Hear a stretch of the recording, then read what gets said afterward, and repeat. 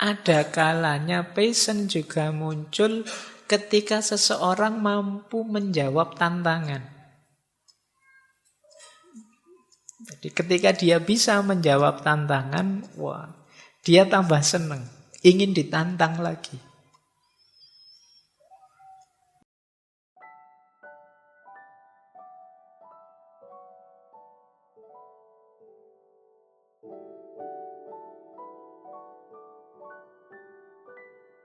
Kita belajar lagi.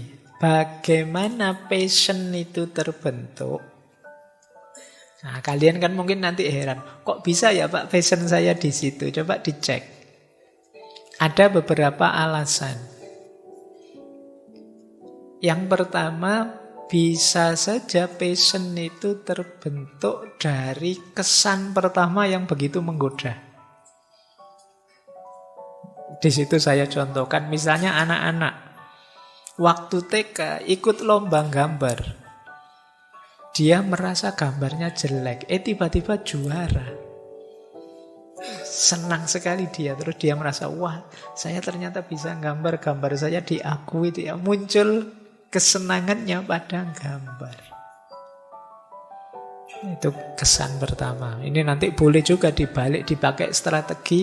Gimana sih biar anak-anak dalam pendidikan ini punya passion terhadap hal-hal yang baik.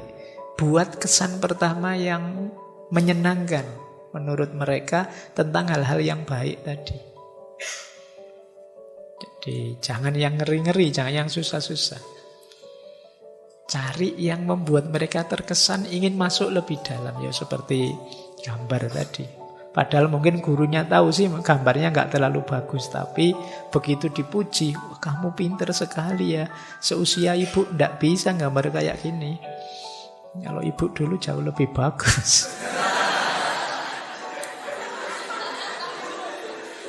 Tapi kan yang terakhir nggak diucapkan. Anaknya seneng kan, berarti saya punya bakat ini, berarti saya pinter gambar ini. Wah, dia terus gambar terus. Lama-lama muncul passion, dia mengalokasikan waktu, tenaga, mungkin biaya untuk gambar. Jadi itu asal pertama, bisa seperti ini. Yang kedua, bisa sebenarnya kesannya biasa-biasa sih. Sekedar ingin tahu awalnya. Tapi kok tambah menarik, tambah menarik. Nah, ini ketertarikan yang terus meningkat. Mungkin ada yang awalnya ikut ngaji filsafat, awalnya bingung, tapi terpaksa diajak teman ke sini. Ngerti sedikit, menarik juga ya. Terus besoknya nambah sedikit lagi, lumayan juga ya. Lama-lama bisa muncul passion. Ini efek dari pembiasaan yang terus-menerus, ya lama-lama istimewanya kelihatan. Passionnya muncul. Ini kalau cinta itu orang Jawa menyebut tresno kuwi jalaran saka kulino. Awalnya kelihatan biasa-biasa, tapi lama-lama boleh juga ya. Lama-lama, ternyata luar biasa ya lama-lama. Passion mirip seperti itu. Awalnya mungkin kalian biasa, tapi lama-lama muncul ketertarikan, tambah ngerti istimewanya, tambah kamu tertarik. Jiwamu akhirnya terdorong ke situ. Itu ciri kedua. Jadi akar kedua passion itu terbentuk ketertarikan yang muncul secara bertahap. Ciri ketiga, ada kalanya passion juga muncul ketika seseorang mampu menjawab tantangan. Jadi ketika dia bisa menjawab tantangan, wah, dia tambah senang, ingin ditantang lagi. Disuruh dosennya bikin tulisan, ternyata bisa. Dimuat di jurnal lagi, kamu tambah bangga. Pengen nulis lagi ya. Lama-lama passion menulismu muncul. Bikin postingan di Facebook tulisan. Biasanya tidak ada yang nge-like, maka passionmu tidak muncul.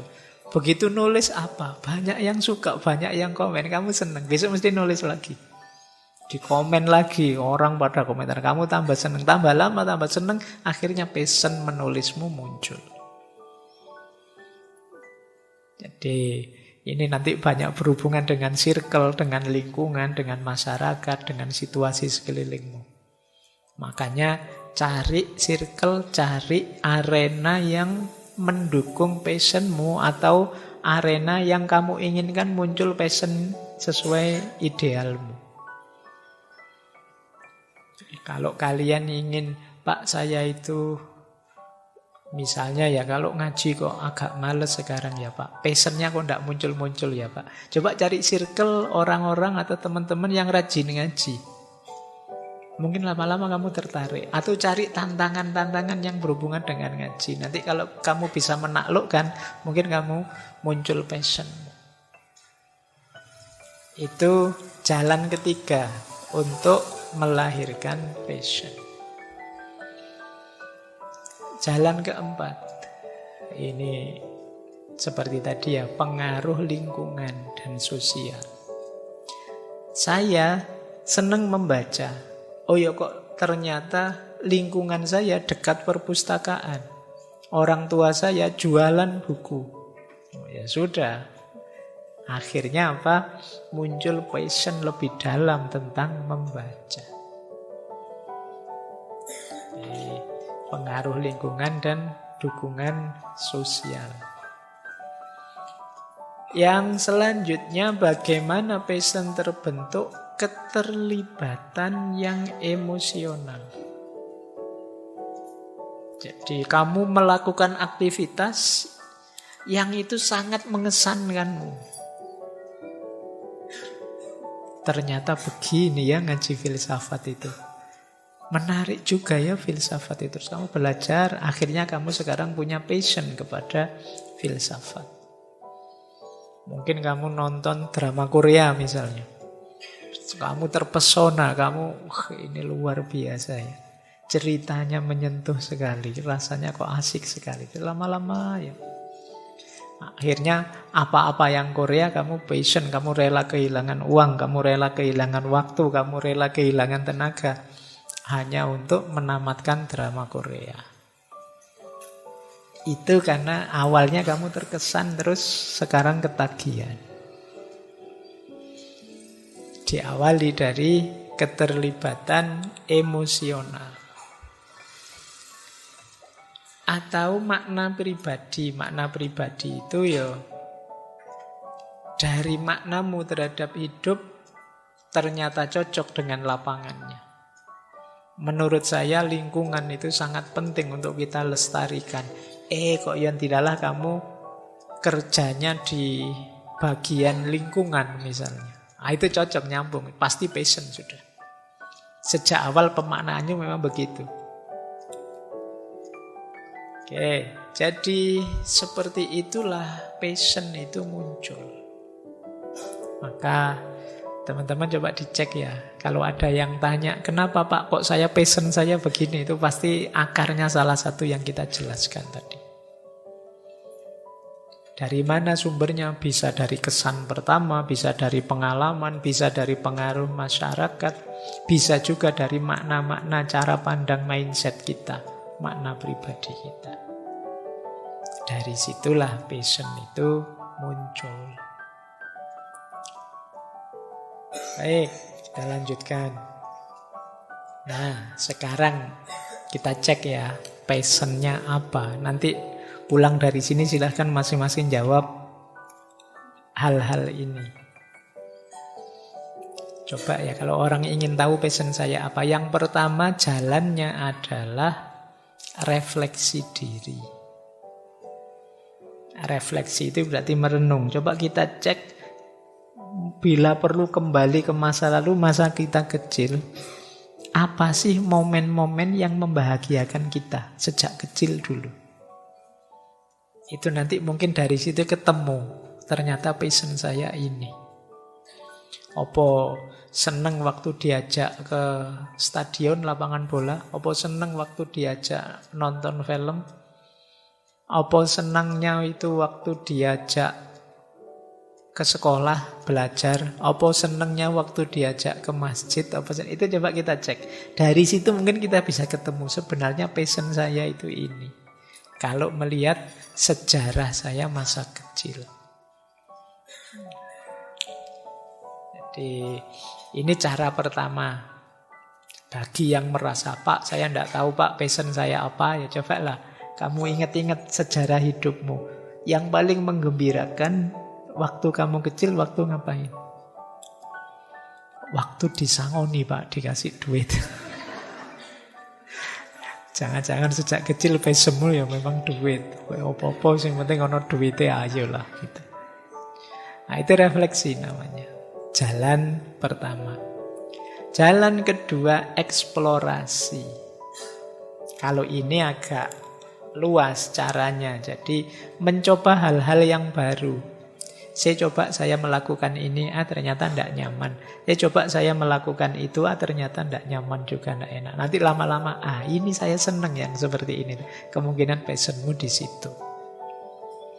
Jadi ada kalanya pakai refleksi, ada kalanya pakai eksplorasi. Kalau refleksi, setback ke belakang, merenung masa kecil kita mana yang paling membahagiakan. Kalau eksplorasi, kita mencoba. Dalam hal apa saja boleh dicoba, bidang apa saja, sosial kah, budaya kah, bahkan bila perlu agama kah. Mungkin di antara banyak amalan-amalan kita ada yang, wah kalau saya yang amalan seperti ini cocok Pak, nyaman Pak saya. Sholat malam saya berat Pak, tapi kalau puasa enak saya, kalau makan tidak terlalu itu sih, tapi kalau tidur saya misalnya. Nah ini namanya coba kamu cari, kamu gali. Kamu lebih passion kemana? Dengan cara eksplorasi. Terus lanjut.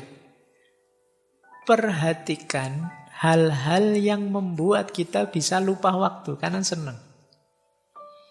Hal yang kita suka itu kadang-kadang kan kita tidak peduli sudah malam, kalau sudah asik mungkin passionnya main game, malam pun tidak apa-apa, lanjut saja sampai subuh juga ayo.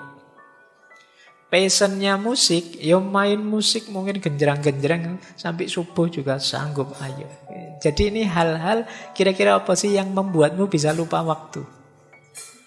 Dalam tanda petik ya, dalam konotasi mungkin dibayangkan saja, ya.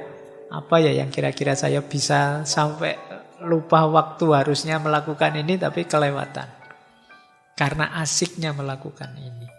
Coba kalian cek dirimu. Kalau itu juga sulit, mungkin penting juga kita dengarkan umpan balik temanmu. Kadang-kadang kita tidak tahu, teman kita yang tahu. Wah, kamu itu sebenarnya punya bakat jadi orator loh. Kita tidak tahu.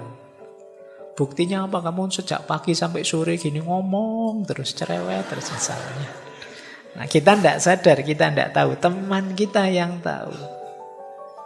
Wah kamu bakat jadi ulama kelihatannya. Kamu urusan agama pinter sekali sih. Meskipun kamu merasa tidak bisa, tapi saya tahu kamu jauh lebih dari saya. Nah, itu teman kita bisa tahu lebih banyak yang kita tidak sadar. Jadi bisa saja nanti saling ngasih feedback. Menurutmu aku itu kira-kira menonjolnya bagian apa ya? Yang menurutmu kamu tiap hari bareng saya itu istimewa saya apa sih kira-kira? Saya kelihatan nyaman itu kalau pas ngapain misalnya. Untuk hal yang eksistensial ya, bukan hal yang simpel-simpel. Oh kamu nyaman sekali kalau pas ditraktir makan misalnya, bukan itu. Tapi yang ada hubungannya dengan eksistensimu. Jadi keberadaanmu. Baik, bisa. Jadi saling ngasih feedback. Saling ngasih umpan balik dengan teman. Lanjut. Cara untuk tahu passion kita juga coba tanya apa yang kalian mau melakukannya meskipun gratis tidak dibayar. Atau tidak ada imbalan apa-apa. Biasanya kalau passion itu ayo saja. Mungkin ada yang passionnya otomotif. Disuruh otak-atik motor sama temannya, ayo saja. Kenapa? Padahal temannya tidak punya uang, tidak apa-apa. Senang saya kalau otak-atik motor gini. Berarti passionmu di situ.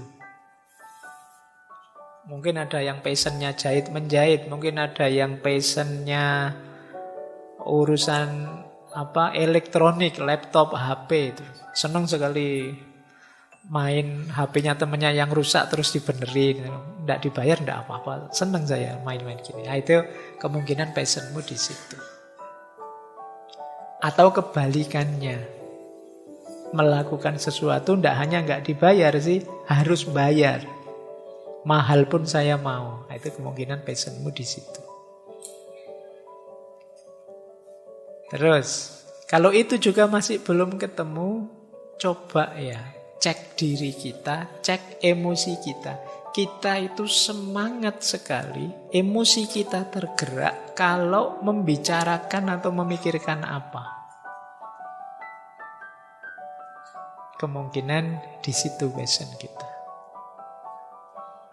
Kalau membicarakan tentang alam, Pak, saya semangat sekali. Kemungkinan passionnya memang berhubungan dengan alam. Kalau membicarakan tentang hantu-hantu, Pak, itu nguatiri itu. Passionmu yang horor-horor mungkin. Ya enggak apa-apa, mungkin kamu nanti jadi novelis cerita-cerita horor misalnya.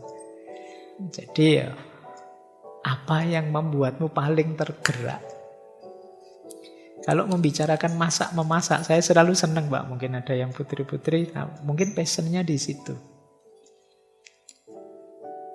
Baik. Terus, coba lihat antara idealisme kita dengan minat kita. Jadi biasanya minat itu lahir dari idealisme. Orang punya idealisme apa, biasanya passionnya tidak jauh-jauh dari situ. Orang punya idealisme konservasi alam, ya passionnya tidak jauh-jauh dari alam. Orang punya idealisme pembebasan, ya passionnya seputar itu. Jadi passion itu berhubungan dengan nilai yang kita yakini. Kalau semuanya masih sulit, tidak ketemu, Pak, sejak tadi passion saya apa, ditulis saja sekarang. Sederhana, kamu awali dengan yang saya sukai itu apa saja sih? Yang saya inginkan apa saja? Kalau kamu sudah mendaftar ini, pilihlah salah satu yang paling dalam. Nah, parameternya yang sebelumnya. Mana yang mau kamu lakukan sepenuh hati meskipun tanpa dibayar. Mana yang kamu mau meskipun sulit-sulit harus kamu lakukan juga. Nanti kamu tandai, kemungkinan itulah passionmu. Jadi inilah cara-cara untuk mengetahui passion.